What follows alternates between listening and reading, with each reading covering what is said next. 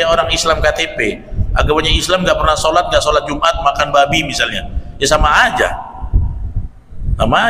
Itulah orang yang disebut dengan orang sabiin. Tapi kalau mereka beriman kepada Allah, kami beriman kepada Allah, tapi Quran kami tak ambil, berarti kok nggak ngikut Allah itu. Kalau beriman kepada Allah, seluruh yang Allah perintahkan, apa yang Allah turunkan wajib ku ambil, nggak boleh pilih-pilih. Ya pokoknya kami beriman kepada Allah saja sesuai mau kami. Nggak bisa, manusia nggak bisa ibadah versi dirinya. Ya kalau mau ibadah atau tentang konsep keimanan versi yang menciptakan, ya kan? Bisa nggak Bapak beriman sesuai versi sendiri suka-suka? Nggak bisa kan, ikut juklak juknisnya dari syariat Islam, ya. Nah itu fala khaufun alaihim walahum yahzanun, tidak ada khauf, rasa takut bagi mereka, dan tidak pula mereka bersedih, ya. Ada orang-orang yang tersesat dari Islam bukan karena bodoh, tapi karena disetir nafsu. Sehingga apa? Dia lebih ikuti nafsunya daripada perintah Allahnya. Ya, kita ini jadi orang Islam, apapun perintah Allah, suka nggak suka, mau nggak mau ya diikuti. Nah, begitu ya.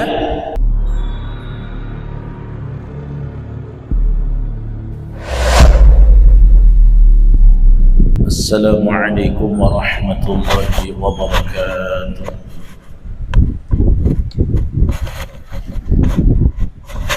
Alhamdulillah wassalatu wassalamu ala rasulillah wa ala alihi wa sahbihi wa mawalah, wa la hawla wa la quwwata illa billah.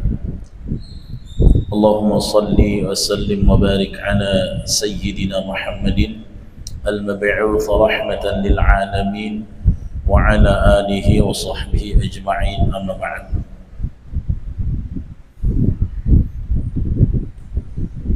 Segala puji hanya bagi Allah Rabbul Alamin yang masih memanjangkan nikmatnya kepada kita semua. Salawat dan salam kepada Nabi Muhammad sallallahu alaihi wasallam, uswah hasanah al-hayah, contoh baik dalam kehidupan kita semua. Untuk itu pada kesempatan maghrib ini, walaupun yang tersisa kita karena hujan, ya, karena hujan, jadi banyak mungkin saudara-saudari kita yang menyimak secara live streaming, ya. Mudah-mudahan langkah kita sore ini berpahala lebih tinggi daripada biasanya, karena kaidahnya adalah al-ajr kaqadaril masyaqqah, pahala itu tergantung kadar kesulitan.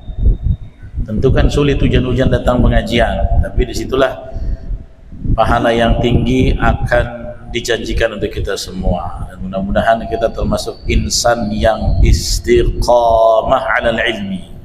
Baik, to the point. Pembahasan kita sekarang Al-Maidah agak banyak nih kayaknya nih, ya. Karena temanya ya. Jadi kalau ngaji tafsir hadis pakai kitab tuh Pak, kalau temanya ada yang ulang-ulang kayak kemarin tentang alul kitab, jangan bosan. Memang harus dilangkaui, harus dijalani gitu. Itu lagi gitu ya. Nah, jadi orang munafik gitu lagi, orang kafir gitu lagi. Kecuali saya tematik gitu ya. Kalau tematik bisa pilih-pilih yang enak-enak. Nah, ini maksudnya adalah agar kaji kita itu terstruktur. Runutannya jelas, semua ayat terbilas semuanya yang kita kaji.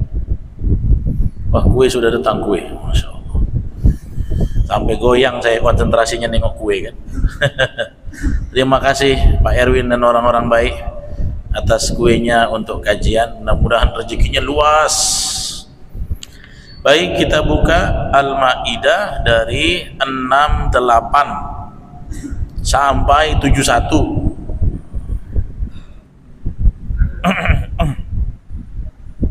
68 sampai 71 kita baca. Banyak nih. Kita baca apa nih Pak Irwan? Jiharka, Kurdi, Hijaz, Bayati. Baca apa dah? Jiharka? Dari orang Kijang. Okey ya, kita baca dari 68 ya, kuliah ahlul kitab. Baik, saya baca diikuti. A'udzu billahi minasy syaithanir rajim.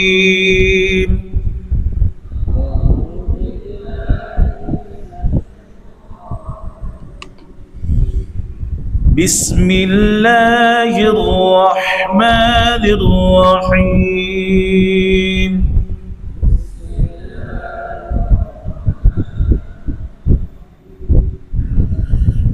Qul ya ahlal kitab lastum ala syai'in hatta tuqimut Taurah.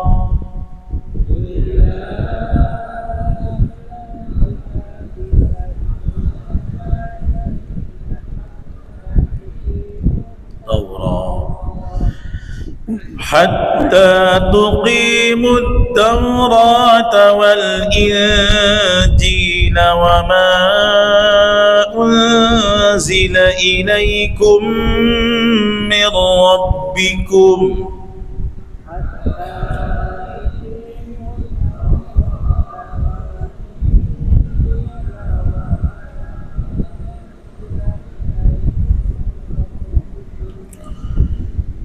وَلَيَزِيدَنَّ كَثِيرًا مِّنْهُمْ مَا أُنزِلَ إِلَيْكَ مِنْ رَبِّكَ طُغْيَانًا وَكُفْرًا.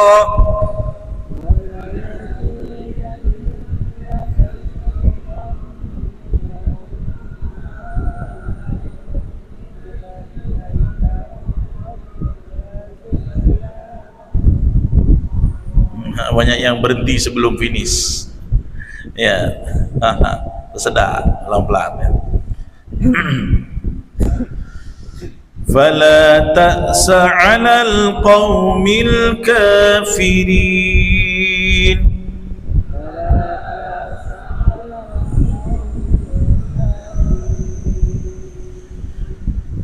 Innal ladzina amanu wal ladzina hadu was-sabi'una wan nasara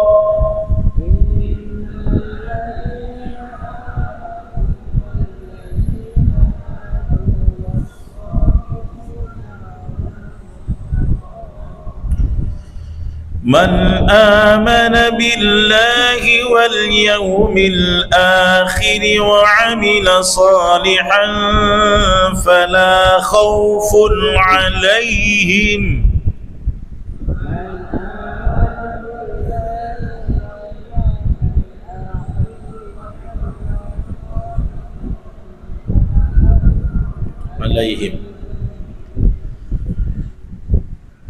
فلا خوف عليهم ولا هم يحزنون.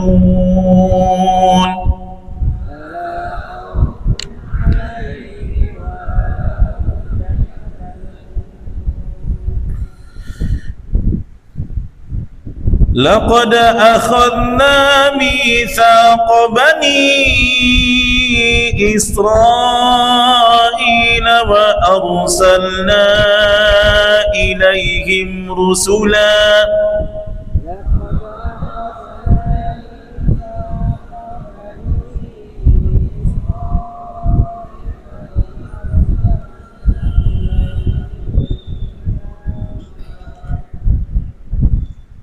كلما جاءهم رسول بما لا تهوى أنفسهم فريقا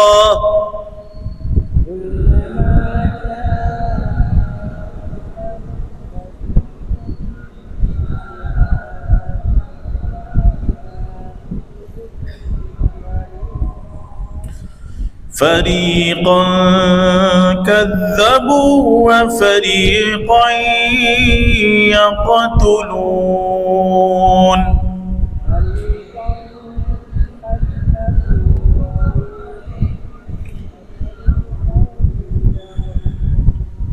وحسبوا ألا تكون فتنة فعموا وصموا ثم تاب الله عليهم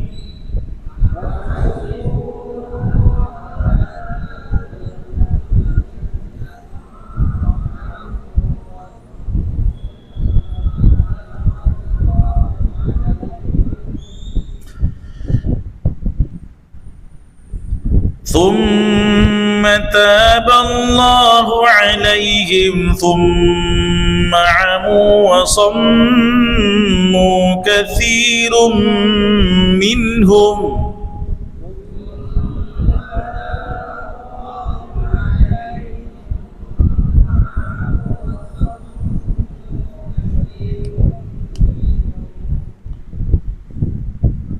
والله بصير بما يعملون.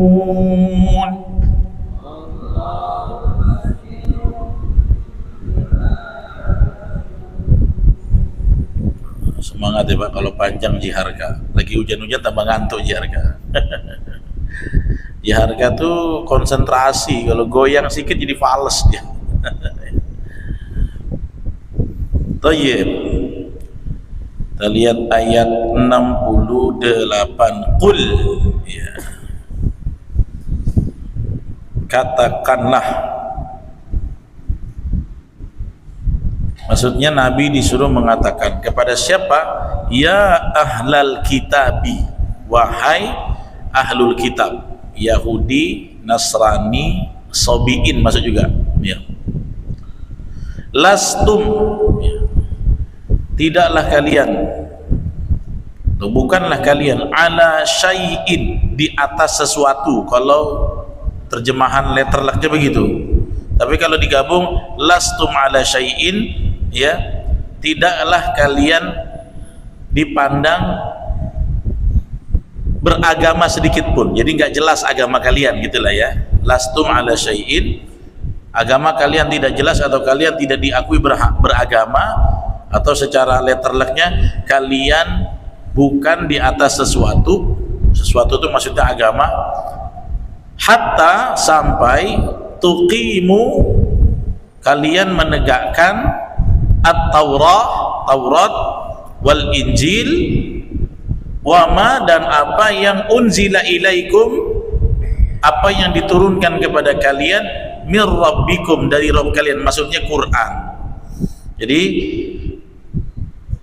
Allah bilang kepada ahlul kitab, kalian tidak akan, gak dimaksud beragama, ya, kalau nggak beriman menegakkan Taurat, Injil, dan Quran. Kalau Taurat saja nggak boleh, kalau Injil saja nggak boleh, tapi harus semuanya, yaitu namanya kafah.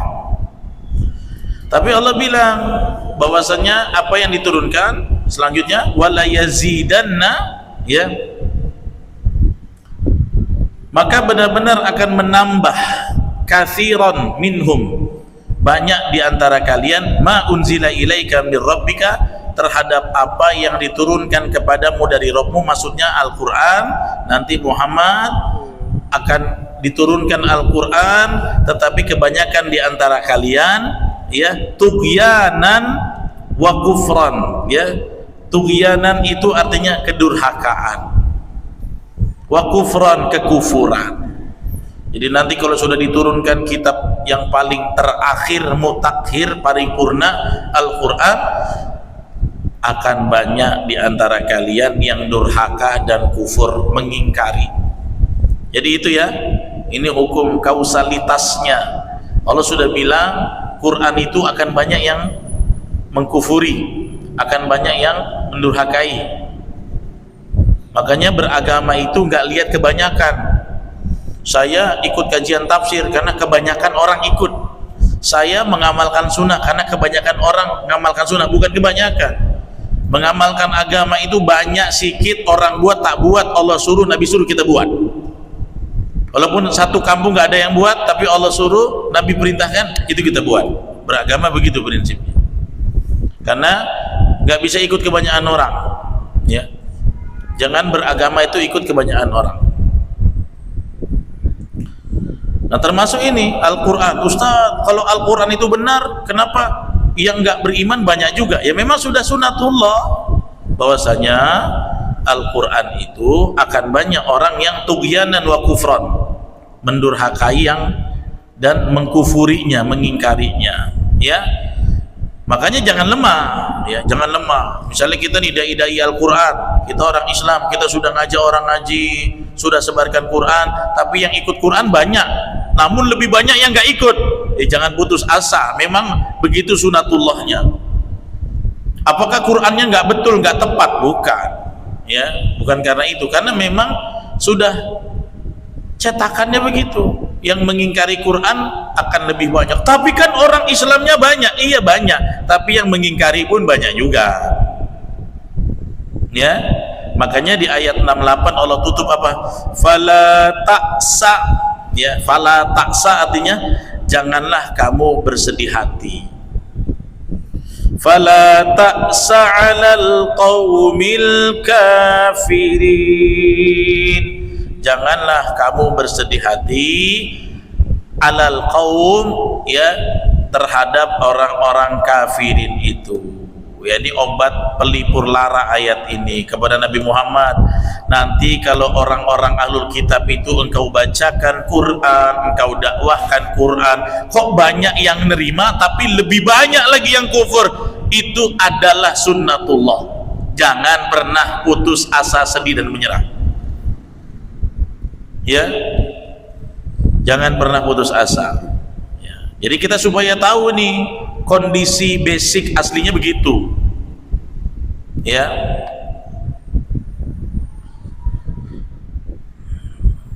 Nah ini penafsirannya kita lihat dulu, nggak panjang-panjang penafsirannya sampai 71, makanya saya berani bahas 4 ayat panjang-panjang. Jadi intinya di dalam ayat ini kamu betul-betul dihitung, dianggap beragama hatta tuqimu, sampai kau menegakkan Taurat wal Injil wa ma unzila ilaikum min rabbikum, yaitu Al-Quran. Ya, kalau ada orang mandek Taurat, tak mau Injil, maka dia menjadi orang Yahudi, mandek, gak diterima. Tapi kalau di zaman itu diterima, di zaman itu diterima. Bagaimana dengan orang Nasara beriman pada Injil tapi tidak pada Quran? Kalau Quran belum turun, dia benar. Di zaman Nabi Isa ala zamanihi, di zamannya berpegang pada Injil, benar. Bagaimana kalau berpegang kepada Taurat waktu Injil sudah turun? Nggak bisa juga. Pokoknya hukumnya setiap kitab yang mutaakhir, yang terakhir, itulah yang harus diimani, karena kitab sebelumnya tersempurnakan dengan kitab yang terakhir. Ya. Nah kalau di ayat ini kata Allah hatta tuqimu Taurah wal Injil wa ma unzila ilaikum min rabbikum. Jadi kalau sudah ada Nabi Muhammad, sudah turun Quran, wajib berimannya kepada seluruh, ya, al-kutub as-samawi, kitab-kitab samawi, Zabur, Taurat, Injil, Quran, tidak boleh milih-milih, ya. Atau sebaliknya, kita beriman dengan Quran tapi menolak Injil, boleh tidak? Menolak mengimani Injil, boleh atau tidak? Enggak boleh. Mengimaninya enggak boleh ditolak, mengaplikasinya ya kita tolak karena sudah ada Quran kan. Ya, kalau mengimaninya kita mengimani, tapi dipakai enggak? Yang makai pada zamannya, sekarang sudah ada Quran, maka yang itu dianggap expire untuk digunakan zaman ini, gitu ya. Bukan kita menolak apa-apa yang ada dalam Injil, dalam Taurat, enggak. Di saat ini sudah expired, kita pakai yang paling mutakhir, yaitu Al-Quran, ya, kitab yang paling paripurna.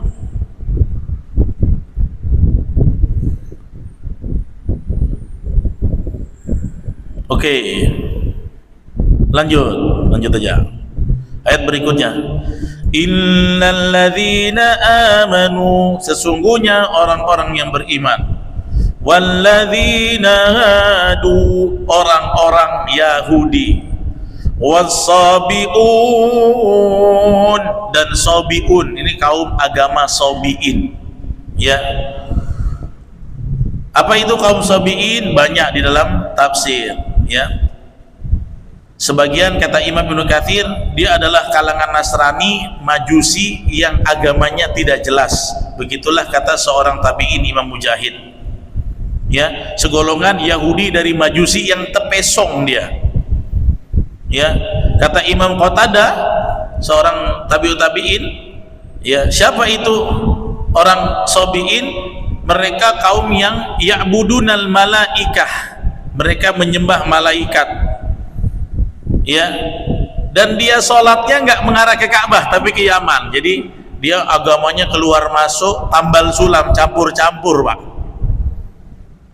Ya, kalau kalian tahu orang Jawa nih agamanya campur sari, dicampur-campur. Ya, mana yang dirasa dimari semua dihajar. Itu orang Sobiin. Ya. Nah, kata Wahab bin Munabbih, beliau mengatakan orang Sobiin ini mereka beriman kepada Allah tapi nggak mau ambil syariat. Jadi siapa yang ciptakan kamu? Allah. Siapa yang ciptakan langit? Allah. Kok nggak sholat? Yang penting aku beriman. Nah, gitu ya. Yang penting aku beriman.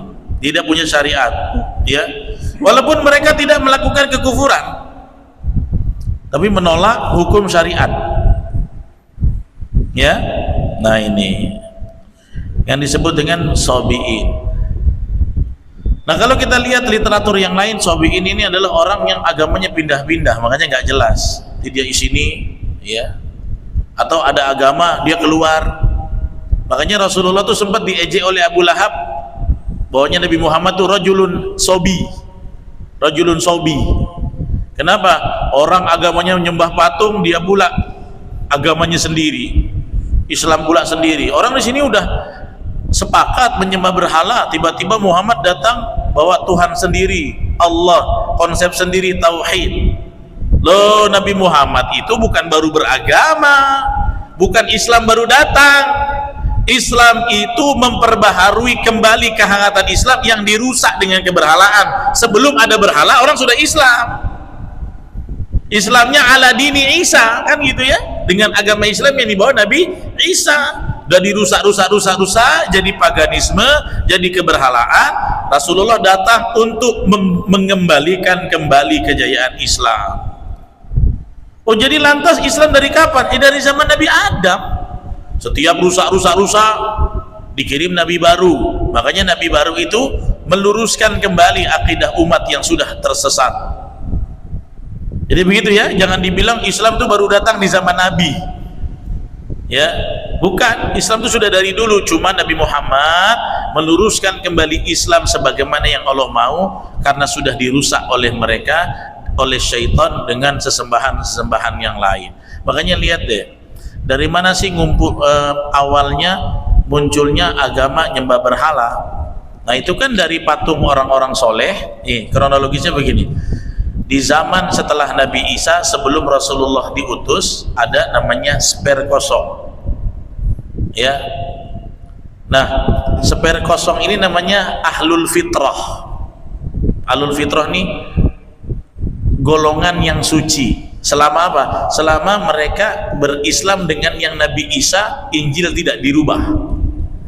Ini ahlul kitab yang masuk surga. Injilnya masih ori. Masih ngamalin peninggalan Nabi Isa, diamalkan, gak dirubah-rubah. Nah, itu dia. Nah, tapi di masa kekosongan inilah akhirnya terjadi ada orang soleh, Lata, Manna, Uzza, yang dulu suka suqiyal ma, ya, ala jamaatil haj. Dia suka donatur untuk ngasih minum, ngasih makan orang-orang yang pergi haji. Lantas mereka begini, yuk kita kenang kebaikan itu orang soleh, kita bikin patung prasastinya. Nah, di saat kosong itu kan gak ada nabi. Disitulah syaitan merusak manusia agar akidah mereka miring. Mereka membuat masyarakat menyembah Allah serta zat lain, bukan tidak menyembah Allah. Orang-orang kafir Quraisy kan menyembah Allah, beriman pada Allah kan, mereka itu cuma ada yang lain disetarakan dengan Allah, itu patung-patung itu. Makanya dia bilang, kami sembah ini untuk menuju kepada Allah. nasjudu ila hadzal asnam, kami bersujud kepada berhala ini, liyuqarribuna ilallahi zulfa, supaya kami dekat pada Allah. Oh enggak boleh. Boleh enggak saya bilang, Al-Uswah, saya bikin patung, kita sujud sama patung, ini bentuk ibadah kepada Allah, boleh atau tidak? Enggak boleh. Allah itu harus murni, enggak pakai perantara. Kalau ada yang disujuti dianggap perantara kepada Allah, berarti levelnya sama dengan Allah. Inilah syirik namanya, Pak. Syirik itu artinya mempersekutukan Allah dengan zat yang lain. Jadi ketika zaman kosong, setan menggoda manusia sampai akhirnya berhala-berhala itu dipertuhankan. Makin rusak, makin parah. Makanya Nabi Muhammad, Abu Bakar tuh gelisah, macam hati kita tuh gak gini, masa kita nyembah zat yang kita buat sendiri. Secara ilmu logikanya, dalil aklinya, Abu Bakar menolak. Umar terpengaruh karena kecenderungan lingkungan dia. Rasulullah nggak ikut, Pak, nyembah berhala. Walaupun Nabi belum jelas, SK-nya belum turun. Tapi Nabi, makanya Nabi sampai ke Gua Hira. Aduh, umatku makin kacau. Masa benda yang mereka bikin mereka sembah. Ya Allah, lindungilah aku dari kerusakan ini.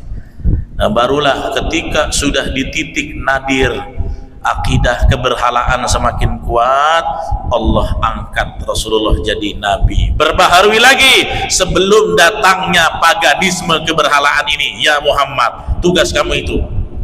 Makanya misinya Rasulullah sama dengan misinya nabi-nabi yang lain.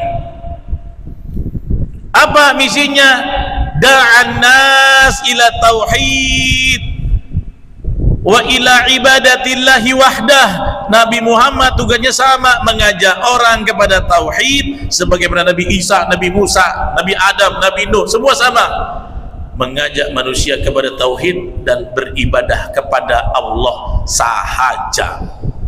Nyembah kepada Allah, meminta kepada Allah, sujud kepada Allah, rukuk kepada Allah. Itu namanya li'ibadatillahi wahdah. Ya, nah itu kronologisnya sampai datangnya keberhalaan. Nah, terpecah-pecah, ada yang berhala, ada yang tetap dengan Taurat, ada yang tetap dengan Injil, tapi Injilnya udah dirubah, Tauratnya sudah digonta-ganti sesuai dengan hawa nafsu mereka. Dan lantas siapa yang selamat? Yang beriman pada yang tadi dan mengaplikasikan beriman kepada Al-Qur'an. Ya. Ini di ayat itu Allah katakan, sesungguhnya orang-orang yang beriman, walladzina hadu, orang-orang Yahudi, tahulah orang-orang Yahudi itu apa ya, yang beriman pada Taurat sebelum Rasulullah diutus, sebelum Al-Qur'an turun, ya. Wasabiin, dan orang-orang sabiin tadi, ya. Man amana billahi wal yaumil akhir, ya, barang siapa di antara mereka yang beriman kepada Allah dan hari akhir, wa amila solihah, dan beramal soleh, fala khaufun alaihim, ya, tidak ada rasa takut bagi mereka, wala hum yahzanun, ya. Jadi kalau orang Yahudi, orang Nasrani, orang Sabiin itu beriman kepada Allah dan hari akhir, ya, kemudian beramal soleh. Kalau orang Sabiin kan tadi dia beriman pada Allah tapi nggak mau ada syariat, bebas saja hidupnya. Beriman dia tidak bisa, harus wa'amila solihah, harus beramal soleh. Dia sama aja kayak orang Islam KTP, agamanya Islam nggak pernah sholat, nggak sholat Jumat, makan babi misalnya, ya sama aja. Itulah orang yang disebut dengan orang Sabiin. Tapi kalau mereka beriman kepada Allah, kami beriman kepada Allah, tapi Quran kami tak ambil, berarti kok nggak ngikut Allah itu. Kalau beriman kepada Allah, seluruh yang Allah perintahkan, apa yang Allah turunkan wajib ku ambil, nggak boleh pilih-pilih. Ya pokoknya kami beriman kepada Allah saja sesuai mau kami. Nggak bisa, manusia nggak bisa ibadah versi dirinya. Ya kalau mau ibadah atau tentang konsep keimanan versi yang menciptakan, ya kan? Bisa nggak Bapak beriman sesuai versi sendiri, suka-suka? Nggak bisa kan, ikut juknisnya dari syariat Islam, ya. Nah itu fala khaufun alaihim walahum yahzanun, tidak ada khauf, rasa takut bagi mereka, dan tidak pula mereka bersedih, ya.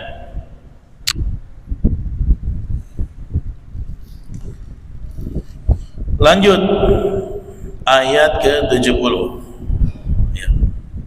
Laqad akhadna, sungguh telah kami ambil, mitsaqa, perjanjian, agreement, Bani Israil, dari Bani Israel, wa arsalna, dan kami telah mengutus, ilaihim, ya, kepada mereka, rusula, rasul-rasul. Rusula jamak, berarti rasul-rasulnya banyak. Ya memang mayoritas rasul dari kalangan Bani Israel daripada Arab. Orang Arab dengan orang Bani Israel mana lebih banyak kenabian? Banyak dari Bani Israel. Ya. Tapi masalahnya setiap datang rasul tak sesuai nafsu, di reject, diignore. Makanya kata Allah apa? Kullama, setiap kali, ja'ahum, datang kepada mereka, rasulun, seorang rasul. Nah, beda itu, rusulan dengan rasulun. Nah, ini santri. Kalau rasul itu mufrad. Ya. Mufrad, tahu kan mufrad?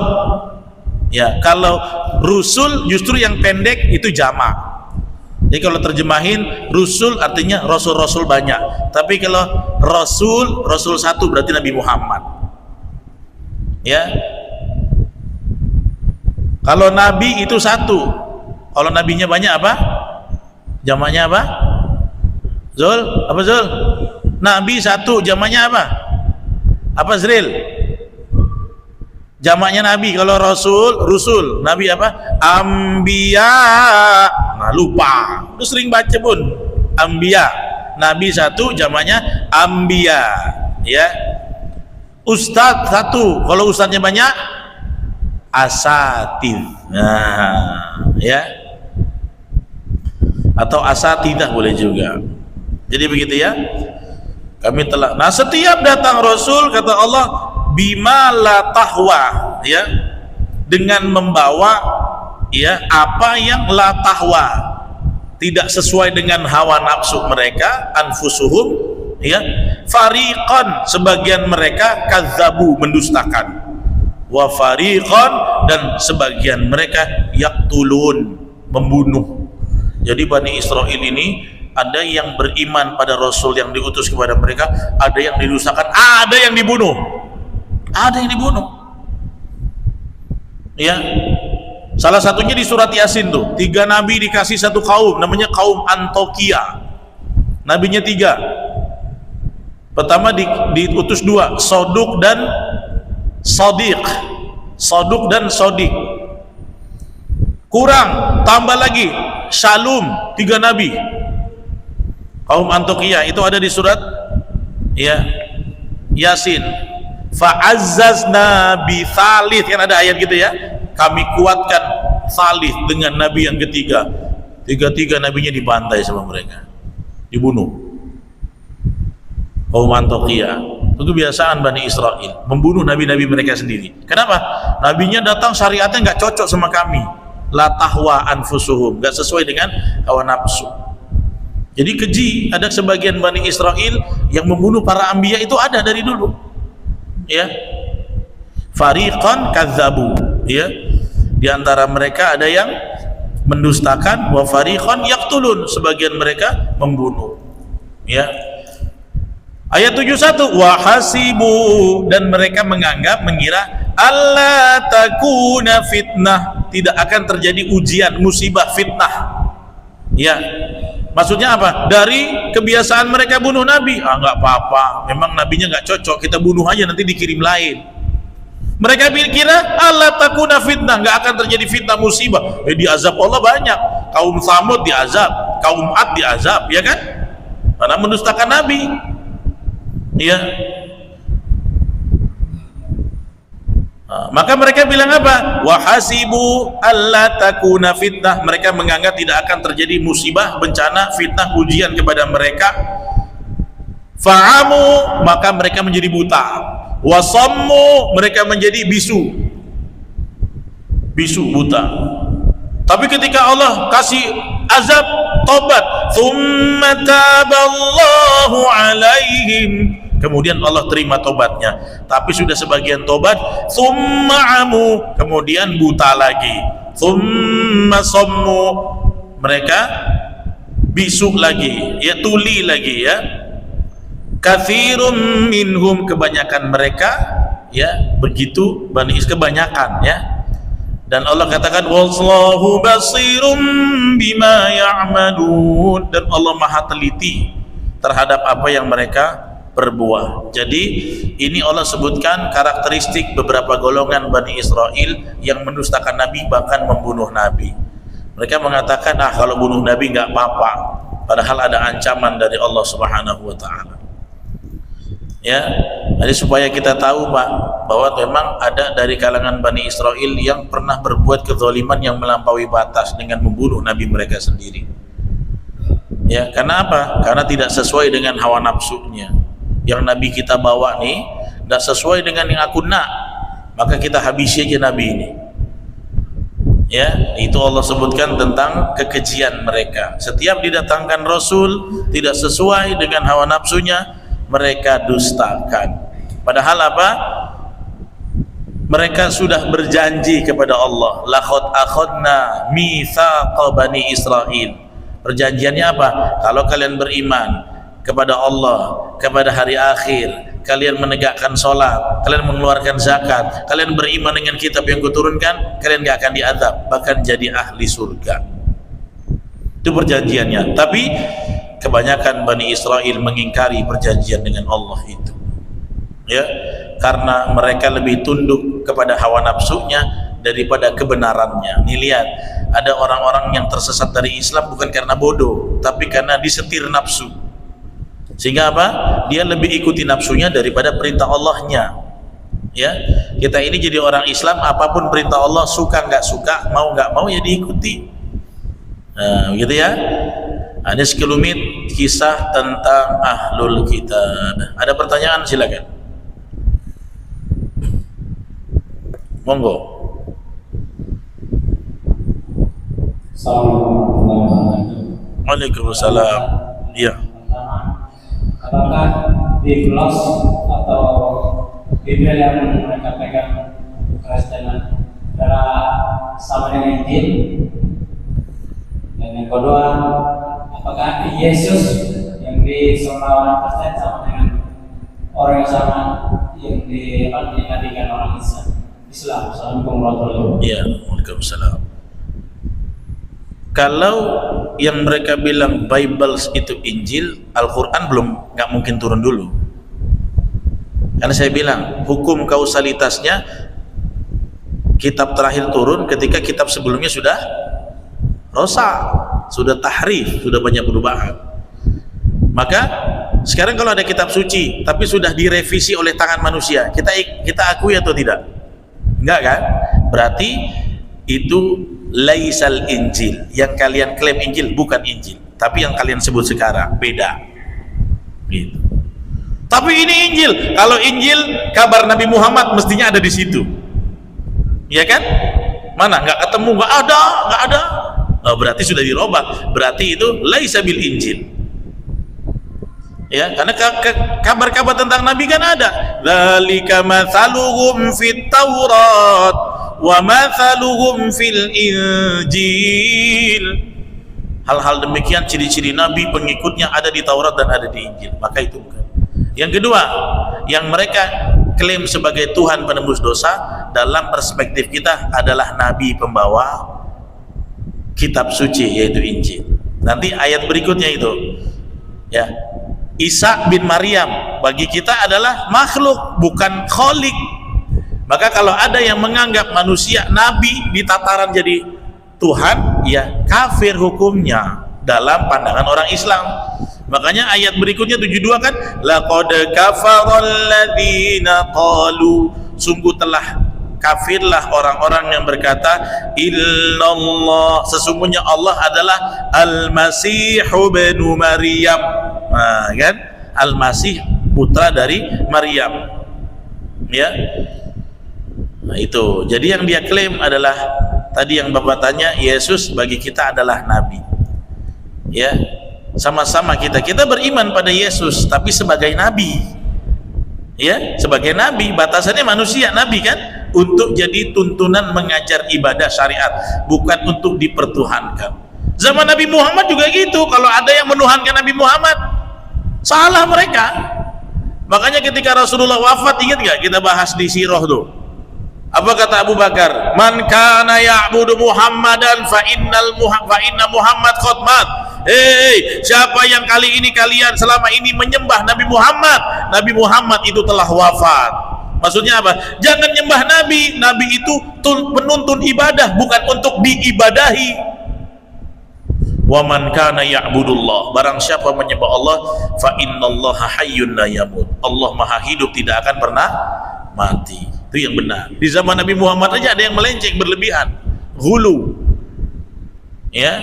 Nah, gitu. Jadi gitu Pak ya. Yang lagi silakan yang lain. Berapa menit? Berapa menit lagi? 6 menit. Gak ada? Cukup? Tumben.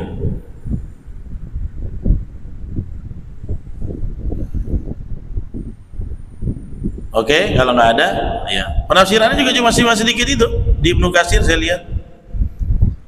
Ya, jadi yang terakhir tadi, setiap datang Rasul yang tidak sesuai dengan hawa nafsu mereka, sebagian mereka dustakan, sebagian mereka bunuh.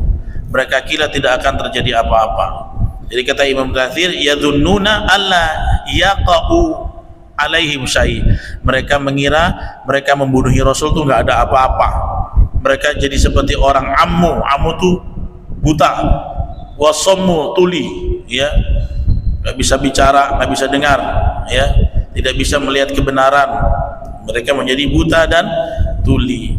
Maka kata Allah, katsirun minhum, kebanyakan dari mereka tersesat. Wallahu basirum bima ya'malun. Ini pembahasan lagi-lagi tentang alur kita.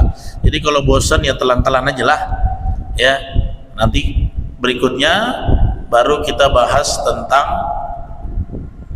perspektif memandang Isa bin Maryam, ya, tapi dalam perspektif Islam, ya, dalam kita, ya, nanti kita bahas. Oke, demikian yang bisa saya sampaikan. Saya mohon doanya, ya, mohon doa restu dari seluruh jamaah. Mudah-mudahan segala niat baik untuk menegakkan dakwah di Tanjung Pinang Allah berikan kekuatan, Allah mudahkan, ya. Mudah-mudahan Allah berikan kepada kita untuk warga Kepulauan Riau pemimpin yang adil. Pemimpin yang adil ini luar biasa aset. Karena apa? Kita bisa titip doa di lisannya yang basah dengan doa-doa mustajab. Pemimpin yang adil ini ada karakternya. Yang pertama, ya, dia la yakdzibun, tidak suka berdusta, wala yadzimun, tidak suka menzalimi orang, ya. Bahkan di dalam beberapa kitab para ulama dikasih ciri-ciri al-imamul adil, imam pemimpin yang adil tuh. Jadi kalau bapak ibu nak milih, macam mana ciri-cirinya? At-tabi'u li awamirillah, pemimpin itu mengikuti perintah-perintah Allah, peka syariat. Kalau dia tahu perintah Allah, dia tidak akan melanggar aturan Allah, tidak akan nipu masyarakat, ya. At-tabi'u li awamirillah. Dan pemimpin itu akan ditanya dua, Pak, ya.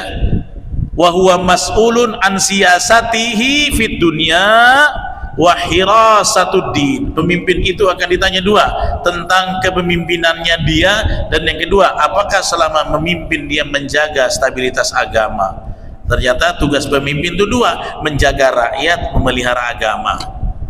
Hifzun nafas wa hifzud din.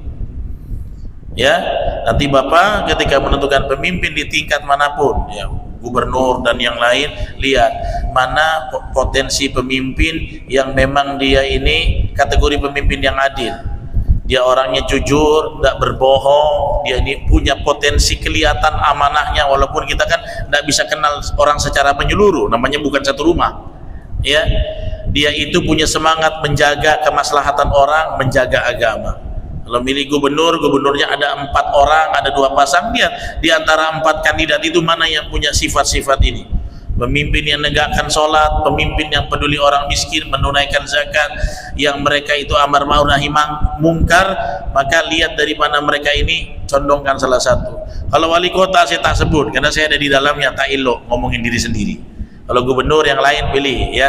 Pokoknya saya cuma bisa menyampaikan kisi-kisi dalam pandangan Islam. Semoga pemimpin yang Allah berikan pada kita, pemimpin yang menegakkan Islam sebaik-baiknya. Barakallahu fikum, subhanakallahumma wa bihamdik, asyhadu an la ilaha illa anta, astaghfiruka wa atubu ilaik. Assalamualaikum warahmatullahi wabarakatuh.